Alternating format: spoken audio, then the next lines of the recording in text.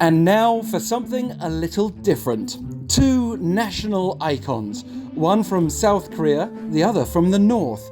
The South's natural treasure number 53, the Jindo Dog, and North Korea's own canine natural monument, the Pungsan Dog. Full disclosure, I do have a mixed Jindo at home. Here he is, complete with the less common brindle or tiger markings, as they say here in Korea.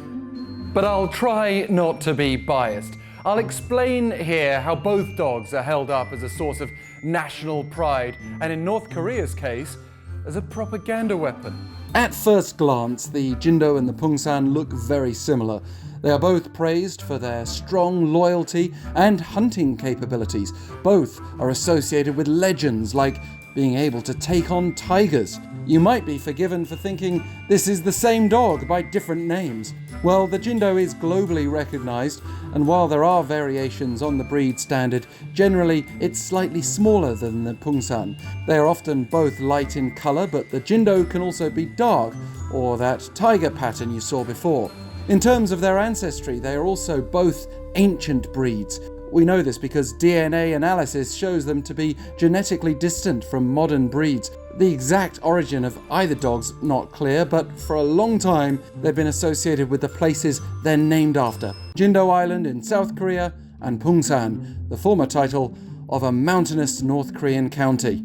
Even though these dogs may share more similarities than differences, it's that north-south divide that particularly marks them apart.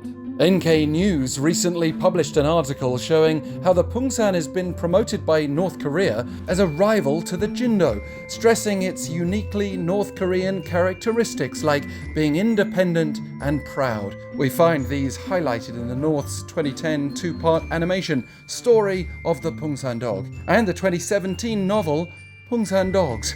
In both these examples, Pungsans are portrayed as being superior to foreign counterparts. And North Korea's been happy to show them off, as former leader Kim Jong-il gifted a pair of Pungsans to then South Korean President Kim Dae-jung when they held an inter-Korean summit in 2000. And when inter-Korean ties were rekindled in 2018, current North Korean leader Kim Jong-un gave two more Pungsan dogs to his South Korean counterpart Moon Jae-in. Those dogs were famously presented with their puppies within a couple of months.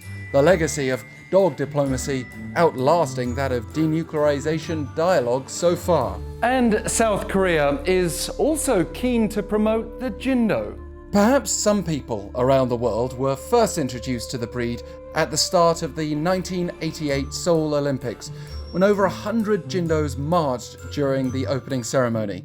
The South has also gifted Jindos to North Korea, but generally it's not easy to find officially recognized Jindos outside South Korea, where the breed is legally protected. People were also particularly upset here when ex-President Park Geun-hye was accused of abandoning her 9 Jindo dogs when she was ousted from office in 2017. And even with a rescued mixed Jindo, the reaction I get from people when I'm walking my dog feels like I'm sharing responsibility for living Korean culture.